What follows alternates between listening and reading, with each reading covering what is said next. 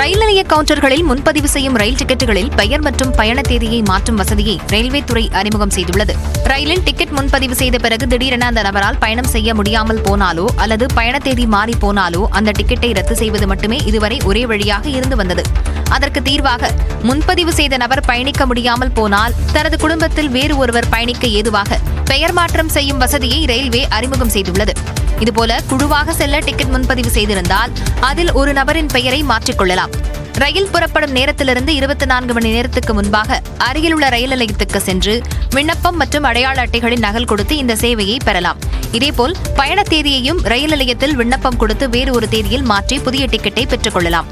ரயில் நிலைய கவுண்டர்கள் மூலம் முன்பதிவு செய்யும் டிக்கெட்டுகளுக்கு மட்டுமே இந்த 2 புதிய சேவைகளும் பொருந்தும். ஆன்லைன் மூலம் முன்பதிவு செய்வோருக்கு பொருந்தாது என்று ரயில்வே தெரிவித்துள்ளது. பாம்பன் புதிய ரயில் பாலத்தில் கடல் நீர் அரிப்பு பிரச்சினையை தீர்க்க முறையாக நடவடிக்கை மேற்கொள்ளவில்லை என அதிர்ச்சி தகவல் வெளியாகியுள்ளது. பாம்பன் புதிய ரயில் பாலம் ஒரு சில தொழில்நுட்ப கோளாறுகளுடன் கட்டி முடிக்கப்பட்டுள்ளதாக தெற்கு ரயில்வே அதிகாரி கூறியுள்ளது அதிர்ச்சியை ஏற்படுத்தியுள்ளது. ராமநாதபுரம் மாவட்டம் பாம்பனில் புதிய ரயில்வே பாலம் கட்ட ரயில்வே அமைச்சகம் முடிவு செய்தது.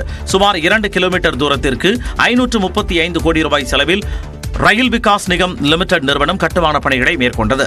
கடலின் நடுவே 101 தூண்கள் நிறுவப்பட்டு இந்தியாவிலேயே முதல் முறையாக செங்குத்தாக லிப்ட் முறையில் பாலம் வடிவமைக்கப்பட்டு கட்டி முடிக்கப்பட்டது.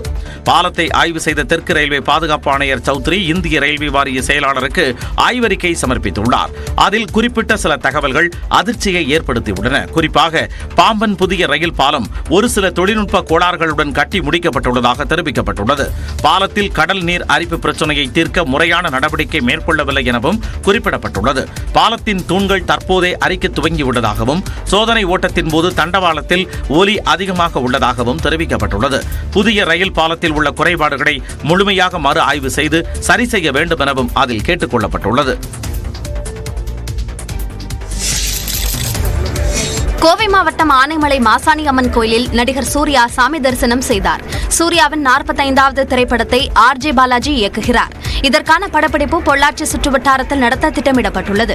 இந்த நிலையில் முதற்கட்ட படப்பிடிப்பு அங்குள்ள மாசாணி அம்மன் கோயிலில் தொடங்கியது. இதற்காக கோயிலுக்கு வந்திருந்த சூர்யாவை ஆலய நிர்வாகம் சார்பில் சிறப்பு வரவேற்பு அளிக்கப்பட்டது. இதனையடுத்து மாசாணி அம்மன் கோயிலில் சூர்யா மனமுருகி வேண்டினார். கோயிலில் சூர்யாவை கண்டு மகிழ்ச்சி அடைந்த ரசிகர்கள் அவருடன் செல்ஃபி மற்றும் புகைப்படம் எடுத்து மகிழ்ந்தனர். கங்குவா படக்குழுவினருடன் கடந்த 20ஆம் தேதி ராணிப்பேட்டை மாவட்டம் சோளிங்கர் நரசிம்மர் கோயிலில் நடிகர் சூர்யா சாமி தரிசனம் செய்தார். அதன் தொடர்ச்சியாக செவ்வாயன்று தனது மனைவி ஜோதிகாவுடன் கொல்லூர் மூகாம்பிகை கோயிலுக்கு சென்று வழிபட்டார். தற்போது நடிகை ஜோதிகா திருப்பதி கோயிலுக்கு சென்ற நிலையில் சூர்யா மாசாணியம்மன் கோயிலில் வழிபாடு மேற்கொண்டார்.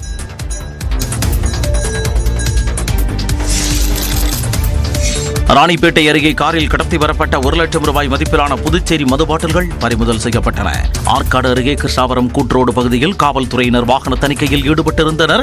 அப்போது அந்த வழியாக இந்த காரை நிறுத்தி சந்தேகத்தின் பேரில் ஆய்வு செய்தனர். காரின் பின்பக்கத்தை சோதனை செய்தபோது அதில் 200 புதுச்சேரி மது பாட்டில்கள் இருந்தது தெரியவந்தது.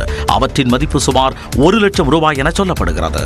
அதையடுத்து மது பாட்டில்கள் மற்றும் காரை காவல்துறையினர் பறிமுதல் செய்தனர். மதுபான கடத்தல் தொடர்பாக ஆற்காடு பகுதியைச் சேர்ந்த சதீஷ்குமார் மற்றும் சுரேஷ் பாபு ஆகிய இருவரையும் காவல்துறையினர் கைது செய்தனர். புதுச்சேரி மதுபான பாட்டில்கள் கடத்தி வரப்படுவது தொடர்கதையாக உள்ள நிலையில் இச்சம்பவமும் நடந்துள்ளது.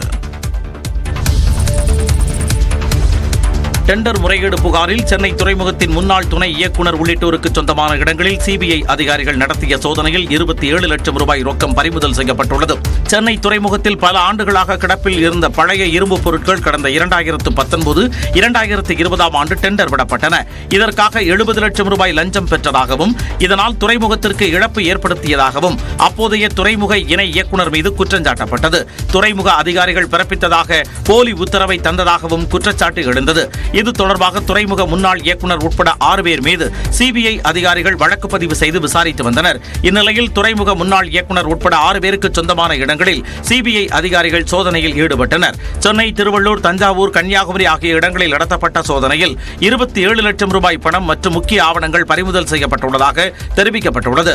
மேலும் டெண்டர் முறைகேடு தொடர்பாக விசாரித்து வருவதாகவும் சிபிஐ தரப்பில் தெரிவிக்கப்பட்டுள்ளது.